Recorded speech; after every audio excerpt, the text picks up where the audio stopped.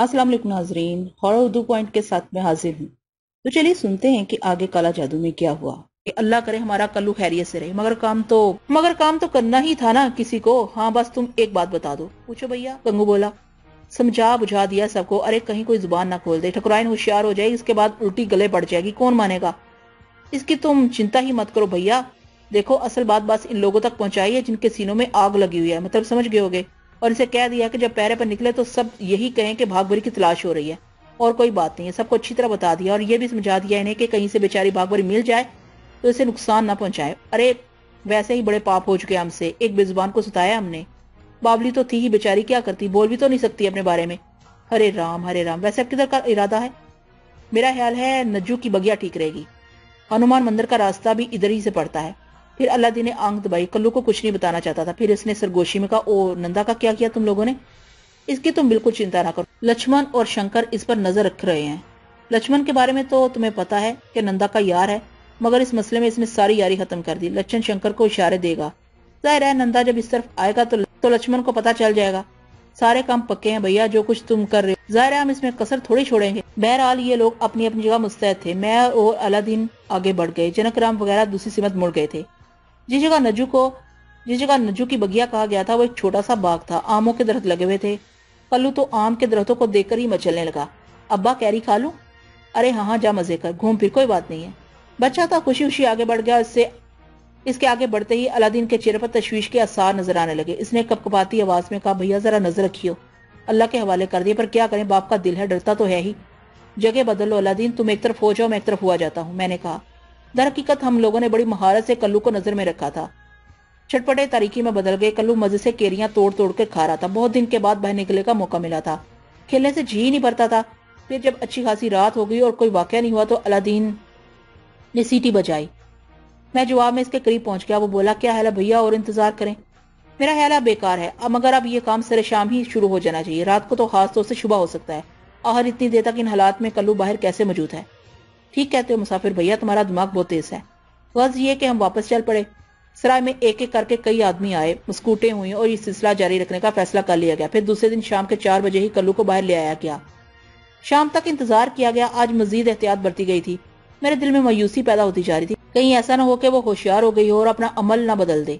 ویسے جنک رام گنگو اور دوسرے چند لوگوں کی زبانی یہ بھی معلوم ہوا تھا کہ کچھ لوگوں نے مشکل ہنومان مندر کے گرد ڈیرے ڈال رکھے ہیں اور ایسی جگہوں پر پوشیدہ ہو گئے ہیں جہاں سے آنے جانے والوں پر نظر رکھیں اور ان کے بارے میں کسی کو پتہ نہ لگے۔ یہ اطلاع بھی تسلی بخش تھی، اور تیسرے دن وہ ہو گیا جس کے لیے پچھلے 2 دنوں سے تگودو کی جا رہی تھی۔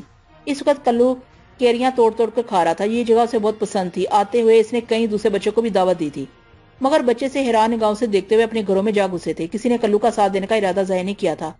چنانچہ وہ خود ہی یہاں آ گیا تھا۔ میں اور الادین ایک درخت پر چڑھے ہوئے تھے، کلو کو پتا نہیں تھا کہ ہم درخت پر ہیں۔ وہ اس درخت سے صرف 2-3 گز کے فاصلے پر کیریاں کٹھی کر رہا تھا کہ فقطن ہی الادین نے میرے کان میں سرگوشی کی، مسافر بھیا۔ اس کی آواز کانپ رہی تھی اور میں نے اس کی طرف دیکھا جدھر اس نے اشارہ کیا تھا۔ ایک نظر میں پہچان لیا، نندا ہی تھا۔ وہ اسی سمت آ رہا تھا، کمبل اوڑے ہوئے تھا لیکن صرف کاندھوں تک، حالانکہ موسم کمبل کا نہیں تھا۔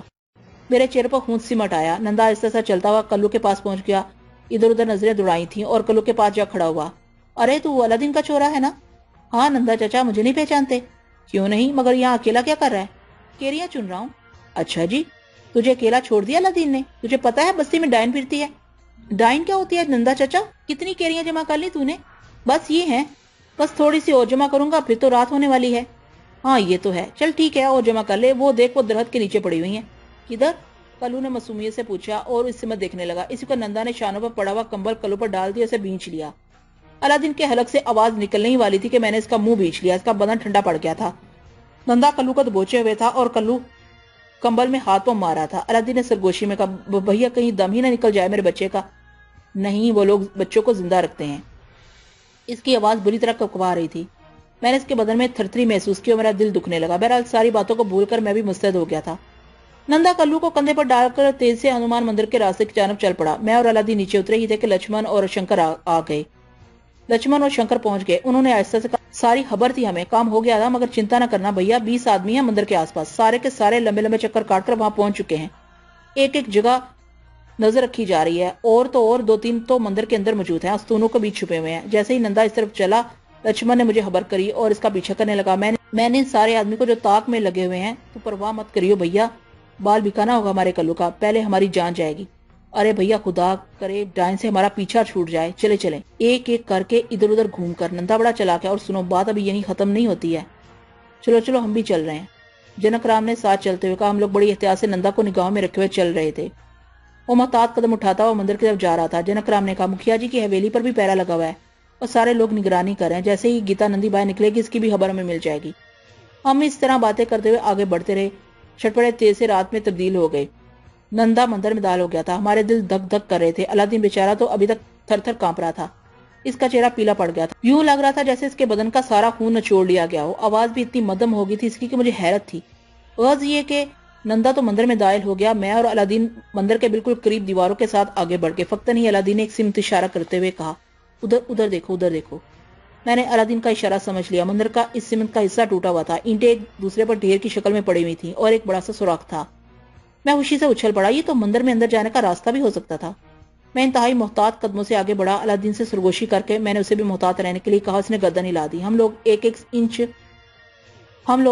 انچ سرک رہے تھے کہ کہیں کوئی اینٹ اپنی جگہ سے سرک نہ جائے اور نندا ہوشیار نہ ہو جائے۔ لیکن ایک بات اور بھی تھی، اگر نندا ہوشیار ہو گیا تو زیادہ سے زیادہ کیا ہوگا، وہ بھاگنے کی کوشش کرے گا، لیکن جتنے افراد کی اطلاع ملی تھی وہ مندر کے گرد چھپے ہوئے ہیں، وہ اسے بھاگنے کہاں دیں گے۔ کوئی اور طریقہ ایسا نہیں ہو سکتا تھا کہ گیتا نندی کو یہاں کے بارے میں اطلاع مل جائے۔ بہر طور ٹوٹے ہوئے حصے سے ہم مندر کے ایک پتلے سے حصے میں داخل ہو گئے، اور اس پتلی سی راہداری میں جہاں کوڑا کرکٹ کے انبار لگے ہوئے تھے اور چوہے ادھر ادھر دوڑ رہے تھے، آگے بڑھتے ہوئے ہم سامنے کے حصے میں پہنچ گئے، جہاں سے تھوڑا سا فاصلہ طے کر کے اس علاقے میں داخل ہوا جا سکتا تھا جہاں ہنومان کا بت استادہ تھا۔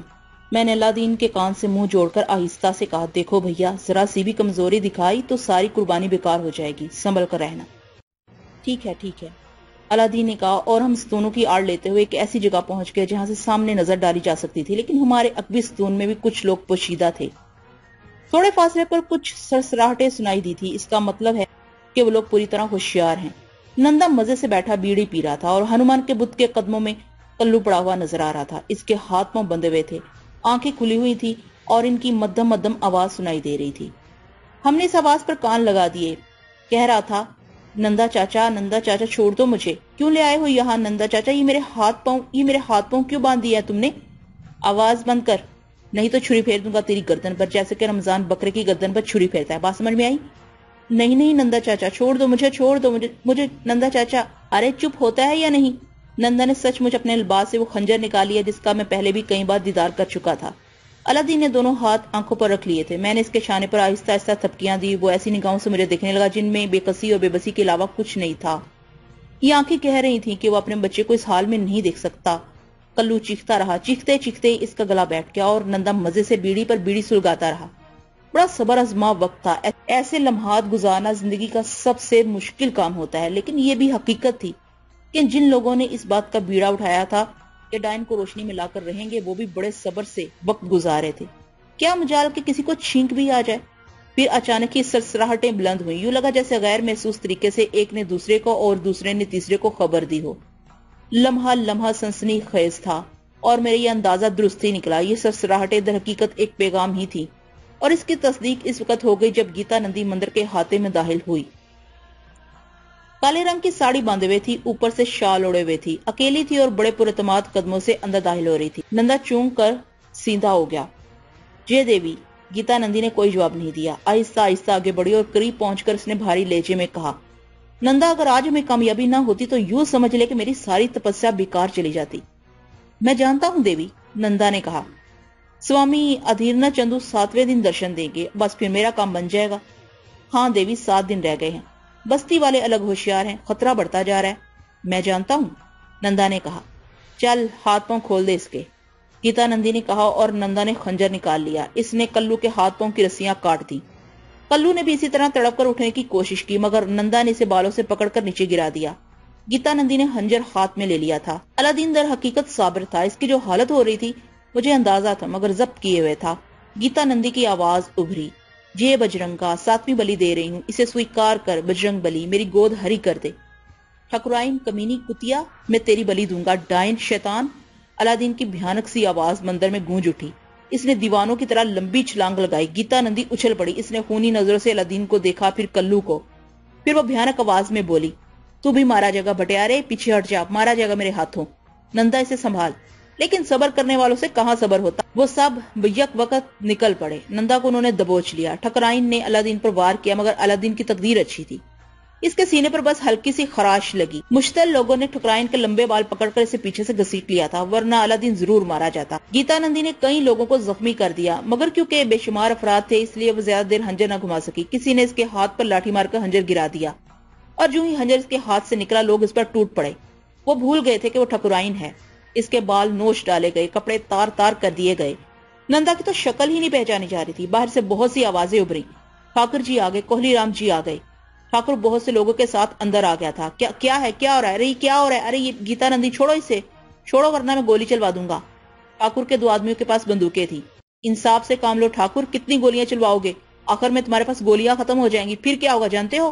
پیچھے سے کسی نے کہا, ہم تمہیں گولیاں چلانے کے لیے نہیں لائے ٹھاکر, اس لیے بلا کر لائے ہیں کہ سب کچھ اپنی آنکھوں سے دیکھ لو. دوسرے آدمی نے کہا, سب کچھ تو کر ڈالا تم نے, اب میں کیا دیکھوں. کوہلی رام بولا, اس بھول میں نہ رہنا ٹھاکر, یہ سب کچھ نہیں ہے, زندہ جلائیں گے ہم اس ڈائن اور اس چمار کو. بھگوان کی سوگند سے زندہ نہ جلائے تو ماں کا دودھ حرام ہے ہم پر. رگبیر نے کہا, دیکھو کتنوں کے گھاؤ لگائے اس نے, اپنی پھوٹی آنکھوں سے دیکھ لو. ارے تم دھن والے سمجھتے کیا ہو اپنے آپ کو, چلواؤ گولی, چلواؤ ٹھاکر. رامپال نے کہا, اس کا بیٹا بھی مارا گیا تھا.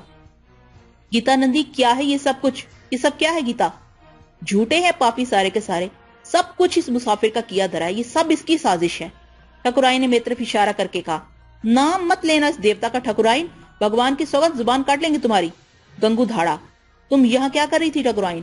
کوہلی رام نے پوچھا. ہنومان پوجا کرنے آئی تھی, سپنے میں درشن دیے تھے, انہوں نے بلایا تھا مجھے, سو نندا کو لے کر چلی آئی. گیتا نندی بولی, تمہارا منہ ہے ٹھاکر جو رکے ہوئے ہیں, نہیں تو لاٹیاں مار مار کر بھیجا باہر کر دیتے اس کا.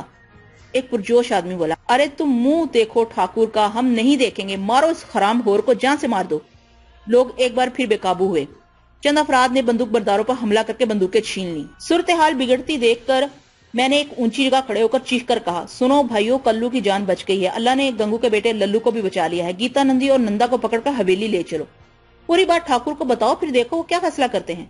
فیصلہ ہم کریں گے ٹھاکر نہیں. پھر بھی کوہلی رام کو تفصیل تو بتاؤ. ٹھیک ہے, لے چلو اس ڈائن کو, لے چلو. لوگوں نے میری اتنی بات مان لی. کپڑے پھاڑ دیے تم نے اس کے, یہ چادر اڑا دوں میں سے, ٹھاکر نے کہا. بندوقیں اب دوسروں کے ہاتھ میں تھی, اس لیے کوہلی رام بھی بے بس ہو گیا تھا. گیتا نندی اور نندا چمار کو مندر سے باہر لایا گیا. کافی لوگ جمع ہو گئے تھے اور پھر پورا جلوس واپس چل پڑا. جنک رام, گنگو اور اللہ میرے ساتھ تھے. راستے میں جنک رام نے کہا, ہم کسی پر بھروسہ نہیں کر سکتے, ٹھاکر پولیس کو بھی بلا سکتا ہے, اور اگر پولیس آ گئی تو ٹھکرائن بچ جائے گی. سو تو ہے, بستی میں گھستے ہی 10-20 آدمیوں کو دوڑا دو, پوری بستی جمع کر لو, سب کے سب ٹھاکر کی حویلی کو گھیر لیں گے. کسی کو بستی سے باہر نہ جانے دیا جائے, جس کے پاس جو ہتھیار ہے لے کر آ جائے. ٹھاکر کوئی چال نہ چل جائے کہیں. بالکل ٹھیک کہا تو نے جنکیا, میں دوڑ کر بستی جاتا ہوں. ارے آؤ 2-4 میرے ساتھ, گنگو نے کہا. فوراً چند لوگ اس کے ساتھ ہو لیے اور گنگو جلوس سے آگے دوڑ گیا. پھر جب بستی میں داخل ہوئے تو بستی کے تمام گھر روشن ہو چکے تھے. لوگ چیختے پھر رہے تھے, ڈائن پکڑی گئی بھائیو, سب کے سب گھروں سے نکل آؤ, ٹھاکر کی حویلی کے سامنے جمع ہو جاؤ, ڈائن پکڑی گئی. جلوس ٹھاکر کی حویلی پہنچا تو وہاں کا منظر ہی بدلا ہوا ملا. گنگو حویلی کے دروازے پر بندوق لیے جمع ہوا تھا. 20-25 آدمی اس کے ساتھ تھے. جو لوگ حویلی میں تھے انہیں نہتہ کر کے باہر جمع کر لیا گیا تھا اور 2 آدمی ان پر بندوقیں تانے ہوئے تھے. ٹھاکر آگے بڑھا تو گنگو نے اس پر بندوق تان لی. تم اندر نہیں جاؤ گے ٹھاکر, جب تک فیصلہ نہیں ہو جائے گا اندر نہیں جاؤ گے. گنگو نے کہا, تم لوگوں نے میرے گھر پر بھی قبضہ کر لیا, جانتے ہو اس کے جواب میں پولیس کیا کرے گی. یہ کام اب پولیس نہیں کرے گی ٹھاکر, ہم کریں گے. بھول جاؤ پولیس کو, بچے ہمارے مارے گئے ہیں, پولیس کے نہیں. گنگو نے کہا, میں مکھیا ہوں تمہارا, یہی پنچایت ہوگی, یہی فیصلہ ہوگا, پھر اندر جاؤ گے تم. تو پھر فیصلہ تم ہی کر لو, میری کیا ضرورت ہے. فیصلہ تو ہو گیا ٹھاکر, زندہ جلائیں گے ہم ان دونوں کو. کوہلی رام کو اندازہ ہو گیا کہ صورتحال بہت بگڑی ہوئی ہے. وہ پریشانی سے دوسروں کی صورت دیکھنے لگا. بستی کے لوگ چاروں طرف سے آ کر جمع ہو رہے تھے. کوہرام مچا ہوا تھا. میں دل میں اپنے آپ کو ٹٹول رہا تھا. میرا دل جواب دے رہا تھا, کوئی شک نہیں ہے گیتا نندی کے مجرم ہونے میں. 6 معصوم بچوں کی جان لی اس نے. اس کے ساتھ یہی سب ہونا چاہیے. اللہ کلو کو گھر پہنچا دو, میں نے کہا. کلیجا نکل گیا میرا مسافر بھیا. ہائے کیا حالت ہو رہی تھی میرے بچے کی. ارے میں تو چاہتا تھا وہیں مار ڈالتے ان دونوں کو. یہ ٹھاکر وہاں کیسے پہنچ گیا. یہ بات تو پہلے ہی طے کر لی گئی تھی کہ کچھ لوگ ٹھاکر کو بلا لائیں گے تاکہ وہ بھی دیکھ لے اب کیسے رنگ بدل رہا ہے سسرا. گنگو نے ٹھیک کرا بھیا, نہیں تو سسرا پولیس بلا لیتا, پھر ہماری دال نہ گلتی.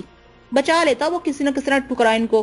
ٹھیک ہے مسافر بھیا, ہم کلو کو گھر پہنچا دے, ابھی آتے ہیں. اور اللہ وہاں سے چلا گیا. مجھے صورتحال کا بخوبی اندازہ ہو رہا تھا. بستی والے ایک دوسرے سے باتیں کر رہے تھے. وہ حیران تھے اس بات پر کہ ڈائن بھاگ بری نہیں تھی، اس کی طرف شبہ ایسے ہی چلا گیا تھا۔ ٹھکرائن اصل ڈائن ہے۔ بات آہستہ آہستہ کھلتی جا رہی تھی، لوگ ایک دوسرے کو تفصیل بتا رہے تھے۔ وہ لوگ سب سے زیادہ مشتعل تھے جن کے بچے ٹھکرائن کے ہاتھوں مارے گئے تھے۔ ان کا بس نہیں چلتا تھا ورنہ وہ سب کچھ وہیں کر ڈالتے، لیکن جو تیاریاں ہو رہی تھیں اس سے اندازہ ہوتا تھا کہ کسی طرح ٹھکرائن اور نندا کو چھوڑنے پر آمادہ نہیں ہوں گے۔ بہت سے لوگ جنگل اور کھیتوں کی طرف بھی نکل گئے تھے۔ ان کی آمد کے بعد ان کے ارادوں کا پتہ چلا، لکڑیاں کاٹ کر لائے تھے اور حویلی کے سامنے ہی ایک صاف ستھرے حصے میں انبار کرنے لگے تھے۔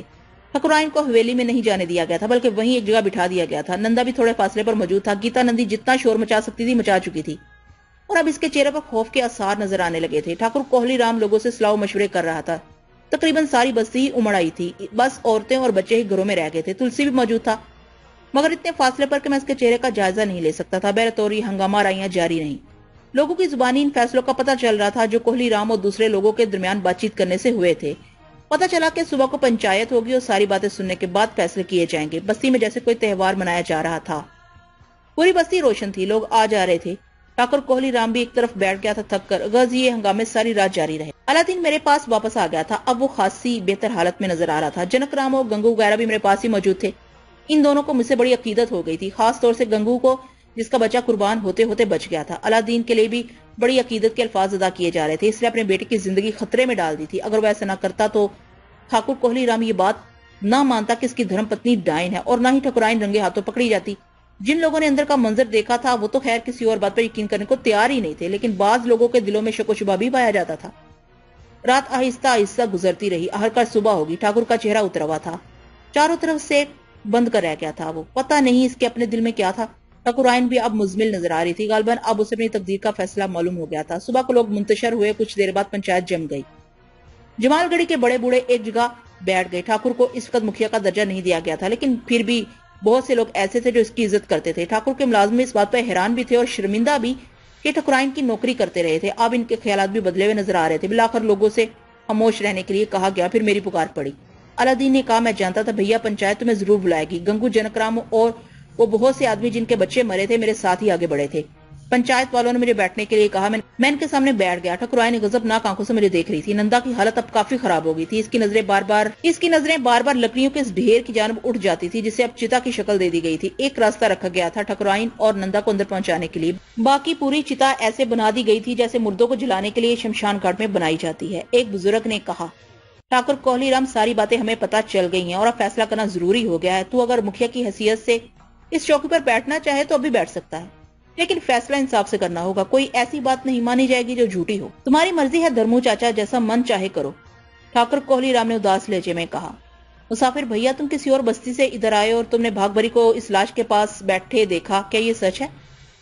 ہاں بالکل سچ ہے۔ یہ بھی سچ ہے کہ بھاگ بری صرف بیٹھی ہوئی تھی، جیسا کہ مجھے بعد میں معلوم ہوا کہ وہ پاگل ہے، اور ایک پاگل عورت لاش کو دیکھ کر اس طرح بیٹھ بھی سکتی ہے، اسے ٹٹول بھی سکتی ہے۔ یہ بات میں نے دوسروں سے کہی تھی۔ اچھا بھیا، اب تم لوگ ہمیں یہ بتاؤ کہ تمہیں کیسے پتا چلا کہ ٹھکرائن گیتا نندی ہنومان مندر میں بچوں کی بلی دیتی ہے؟ میں بتاتا ہوں دھرمو چاچا۔ مسافر بھیا کو شبہ ہو گیا تھا کہ کوئی گڑبڑ ضرور ہے اور بھاگ بری ڈائن نہیں ہے، سو ایک رات ہنومان مندر کی طرف نکل گئے، جہاں انہوں نے گیتا نندی اور نندا کو دیکھا۔ وہ میرے بچے کو پکڑ کر لے گئے تھے، اس کے ہاتھ پاؤں باندھ رکھے تھے انہوں نے، اور وہی سب کچھ ہو رہا تھا جو آج میں نے اپنی آنکھوں سے دیکھا ہے۔ میرا بیٹا للو وہاں پڑا ہوا تھا، اس کے ہاتھ پاؤں بندھے ہوئے تھے۔ مسافر بھیا اکیلا تھا، اس لیے اس نے شور مچا دیا۔ گیتا نندی اور نندا چمار بھاگ گئے وہاں سے، اور میرا بچہ مسافر بھیا کی وجہ سے بچ گیا۔ وہی اسے لے کر آئے، اسے گھر کا پتہ پوچھا اور چپ چاپ اسے گھر میں چھوڑ گئے۔ میرے گھر والوں کو اور مجھے تو اس کا پتہ بھی نہیں تھا، لیکن صبح کو جب ہم نے للو کی حالت دیکھی تو وہ تیز بخار میں پھونک رہا تھا اور بار بار چیخ چیخ کر کہہ رہا تھا کہ مجھے نہ مارو، مجھے گھر جانے دو۔ بری حالت ہو گئی تھی ہماری۔ بڑی مشکل سے ہم بچے کو سمجھا بجھا کر اس کی زبان کھلوانے میں کامیاب ہوئے تو اس نے یہ کہانی سنائی۔ مسافر بھیا کے بارے میں بھی بتایا۔ ہم نے معلومات کی تو مسافر بھیا نے ہمیں اصل بات بتا دی۔ وہ باہر کے آدمی ہے لیکن ہمارے لیے تو دیوتا سمان ہے۔ میرے بچے کا جیون بچایا ہے انہوں نے، میں تو ان پر 1000 جیون قربان کر سکتا ہوں، سمجھے دھرمو چاچا؟ بعد میں ہم سب نے مل کر یہ طے کیا کہ ایسا کام کیا جائے جس سے سب کو اصل بات معلوم ہو جائے۔ ایسے ہی اگر ہم کوہلی رام کو یہ باتیں بتاتے تو بھلا چلتی ہماری، اور پھر میں، جنک رام اور دوسرے کچھ سر جوڑ کر بیٹھے۔ اللہ نے اپنے بیٹے کی قربانی دینے کا فیصلہ کیا اور ایسا موقع دیا کہ نندا کلو کو اغوا کر لے، اور ہم سب اس کی طاق میں لگ گئے۔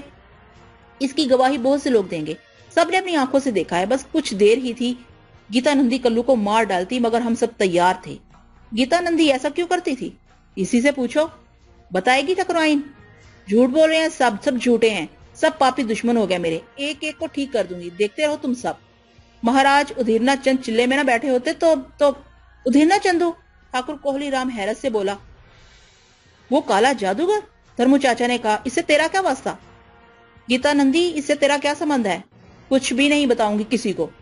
نندا بتائے گا، ارے او پاپی، روٹی کے کچھ ٹکڑوں کے لیے تو نے کتنے گھر اجاڑ دیے، زبان کھول دے شاید بچ جائے، نہیں تو زندہ پھونک دیا جائے گا، زبان کھول دے پاپی، اپنی چتا دیکھ رہا ہے تو؟ نندا کی قوت برداشت جواب دے گی، دھاڑے مارنے لگا، چیخ چیخ کر رونے لگا، ہم نے دوش ہے مکھیا جی، ہمارا دوش نہیں ہے، ہمیں تو ٹھکرائی نے مجبور کر دیا تھا۔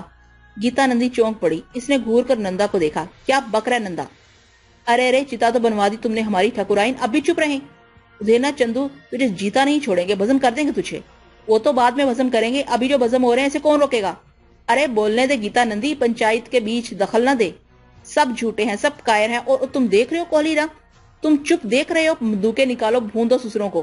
ٹھکرائن غضبناک لہجے میں بولی، تو نے یہ کیا کر دیا گیتا؟ جیون بھر مجھے دبائے رکھا، میں انہیں کیسے دباؤں؟ ٹھاکر بے بسی سے بولا، رہے نا نیچ ذات، اچھی ذات کے ہوتے تو بہادری دکھاتے، پتا جی نے سچ کہا تھا۔ ٹھکرائن نفرت سے بولی، ارے اونچی ذات والی، تو نے اپنی ذات خوب دکھائی۔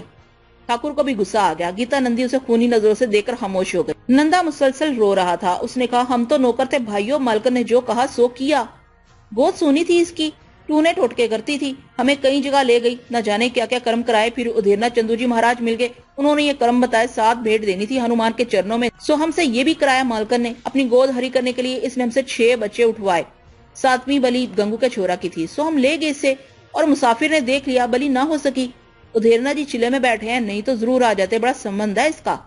اور کچھ سننا ٹھاکر؟ دھرمو چاچا نے کہا، میں کیا کہوں دھرمو چاچا، مجھے تو کچھ معلوم ہی نہ تھا۔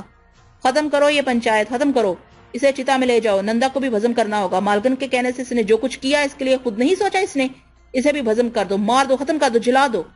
لوگ بے قابو ہو گئے، تصدیق ہونے کے بعد لوگ برداشت نہیں کر سکتے تھے، نندا کو گھیر لیا گیا، لکڑیوں میں آگ لگا دی گئی، پھر میں نے آنکھیں بند کر لی، لوگوں نے نندا کو اٹھا کر آگ میں جھونک دیا تھا، پھر گیتا نندی کی طرف بڑھے۔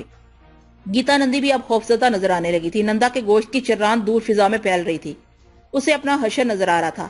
فقط نقب میں کچھ بھگدڑ سی مچی، لوگ چیخنے چلانے لگے، میں نے بھی چونک کر دیکھا، ایک بے نتھا بیل دوڑتا چلا رہا تھا، اس کی ننگی پیٹھ پر ایک شخص بیٹھا ہوا تھا، سادھواں جیسا خلیہ بنائے ہوئے، بہت سے لوگ بیل کی زد میں آ کر کچل گئے تھے۔ گیتا نندی نے اسے دیکھا تو بے اختیار چیخ پڑی، مہاراج، ادھیرنا چندو جی، مجھے بچا لو مہاراج، مجھے بچاؤ۔ بچھڑے ہوئے لوگ رک گئے، ان کی نظریں بیل کی پیٹھ پر بیٹھے سادھو پر تھی، اور اس کی آمد پر وہ خوفزدہ ہو گئے تھے۔ اس نے جس طرح لوگوں پر بیل دوڑایا تھا، اس سے اس کی سنگدلی کا بھی پتہ چلتا تھا، اور سرکشی کا بھی، جیسے اسے کسی کا خوف نہ ہو، اور وہ ان جیتے جاگتے انسانوں کو گھاس کوڑا سمجھتا ہو۔ آن کی آن میں وہ نزدیک آ گیا، مجھے اندازہ ہو گیا تھا کہ اب کیا ہوگا۔ گیتا نندی نے اس کا نام لے کر مجھے اس سے روشناس کرا دیا تھا، میں نے دل میں درود پاک کا ود شروع کر دیا، کیونکہ ہر مشکل کے حل کے لیے مجھے یہی بخشا گیا تھا۔ ادھیرنا چندو نے خونی نگاہوں سے یہاں موجود لوگوں کو دیکھا، اور لوگ دہشت سے کانپنے لگے۔ سفلی علوم کے اس ماہر کے بارے میں بستی بھر کے لوگ جانتے تھے، اس سے نفرت بھی کرتے تھے، خوفزدہ بھی رہتے تھے۔ کیا ناٹک رچایا ہے کمزاد تو نے؟ کیا کہہ رہی ہے یہ؟ اس نے کوہلی رام کو گھورتے ہوئے کہا۔ میں نے نہیں مہاراج، سب بستی والوں نے۔ کوہلی رام ہاتھ جوڑ کر کانپتا ہوا بولا۔ لوگ آہستہ آہستہ پیچھے ہٹ رہے تھے، دور تک ادھیرنا کے لیے جگہ چھوڑ دی گئی۔ کاہرے حرام ہورو، کاہے موت کو آواز دی تم نے؟ جانتے ہو ہماری رن بیرتا ہے گیتا نندی، ہماری شکتی کے سائے میں ہے۔ اے او بڈھے سرپنچ، تو بتا کیا ہے یہ سب کچھ؟ ادھیرنا چندو شاید بستی والوں کو جانتا تھا، اس نے دھرموں کو مخاطب کیا تھا۔ گیتا نندی ٹھکرائن ڈائن بن گئی ہے مہاراج، دھرموں نے کپ کپاتے ہوئے کہا۔ ارے او ڈائن کے سگے بابلے بن گئے ہو کیا تم سارے کے سارے؟ ہنومان بلی دے رہی تھی وہ، اس کی گود بھی تو سونی تھی، اس نے 6 پریوار سنے کر دیے مہاراج، 6 بچوں کو مار کر ان کے کلیجے چبا گئی۔ جنک رام ہمت کر کے بولا، ارے پاپیو، ارے باولو، ارے جنم کے اندھو، امر ہو گئے وہ ہنومان کے چرنوں میں بھیڑ ہو کر۔ تم سب بال بچوں والے ہو، ایک ایک کے گھر میں 6 کھیل رہے ہیں، ایک کے چلے جانے سے کون سا فرق پڑ گیا؟ یہ چراند کیسے اٹھ رہی ہے اگنی سے؟ کیا جلا رہے تم اس میں؟ انہوں نے نندا کو زندہ بھسم کر دیا مہاراج، زندہ آگ میں جھونک دیا اسے، اور مجھے یہ اگنی میں جھونکنے والے تھے۔ گیتا نندی شیر ہونے لگی۔ تمہارا ستیہ ناس پاپیو، اپنا نرک تم نے دھرتی پر ہی بنا لیا۔ تمہیں معلوم نہیں تھا کہ نندا ہمارا سیوک تھا؟ ٹھیک ہے، تم نے جو کیا اس کا پھل بھگتو گے۔ نندا نے بھوت بن کر تم سب کو ایسے ہی بھسم نہ کیا تو ہمارا نام بھی ادھیرنا چندو نہیں ہے۔ کون سورما جھونکے گا اسے آگ میں؟ آؤ آگے بڑھو، اسے چھو کر دکھاؤ۔ اور تو رے کمزاد کھڑا دیکھ رہا سب کچھ؟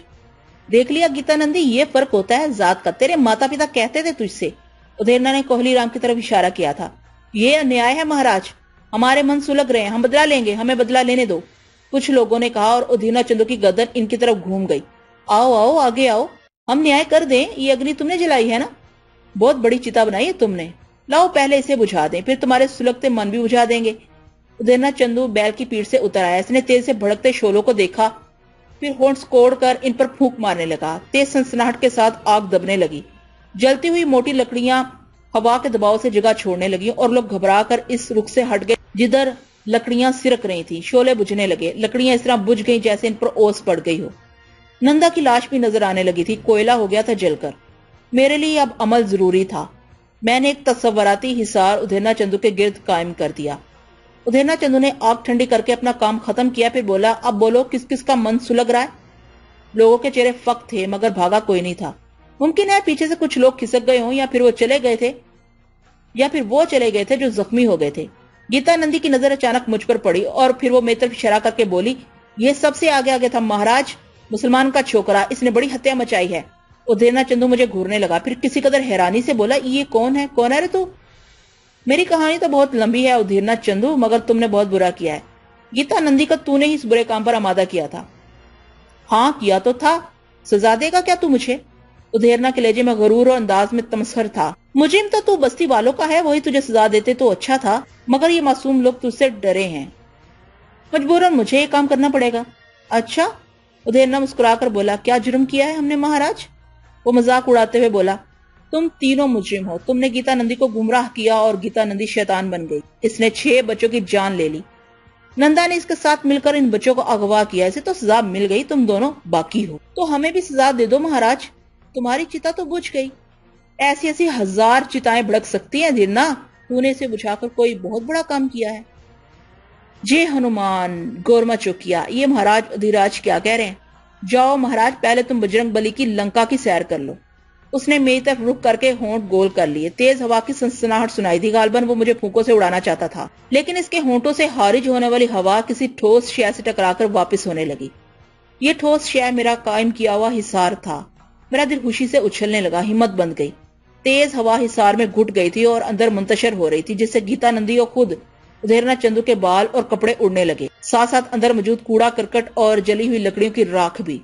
ادھیرنا حیران ہو کر رک گیا، اس نے آنکھیں پھاڑ کر مجھے دیکھا تو میں نے کہا، بجرنگ بلی کی لنکا مجھے نظر نہیں آئی ادھیرنا، مگر اب تیرا یہ بیل تجھے سیر کرانے لے جا رہا ہے۔ میں نے بیل کو گھورتے ہوئے کہا۔ اچانک بیل کے تیور بگڑنے لگے، اس نے اپنی جگہ اچھلنا کودنا شروع کر دیا اور ادھیرنا ایک طرف ہٹ گیا۔ بیل نے خور زمین پر گھسے اور پھر گردن جھکا کر ادھیرنا پر حملہ آور ہو گیا۔ ادھیرنا بدحواس ہو کے ایک طرف ہٹ گیا۔ بیل آگے بڑھ کر حصار کی دیواروں سے ٹکرایا، اس کا سر پھٹ گیا، اس کے سر سے خون بہا تو وہ شدت جوش سے دیوانہ ہو گیا اور پھر اس نے ادھیرنا کو تاک لیا۔ وہ پھنکارے مار مار کر اس پر کلانچے بھرنے لگا۔ گیتا نندی دہشت زدہ ہو کر بھاگی، لیکن وہ حصار کے قیدی تھے، وہ بھی نادیدہ دیوار سے ٹکرائی اور چیخ مار کر گر پڑی۔ ادھر بیل نے ادھیرنا کو گھیر لیا اور سینگوں پر اٹھا کر بری طرح رگیدنے لگا۔ ادھیرنا کا دایاں گال پھٹ گیا، مگر بیل اس کا پیچھا نہیں چھوڑ رہا تھا۔ ادھیرنا جیسے ہی اٹھنے کی کوشش کرتا، وہ اگلے پاؤں اٹھا کر پوری قوت سے ٹکر مارتا اور ادھیرنا کئی فٹ اچھل کر گرتا۔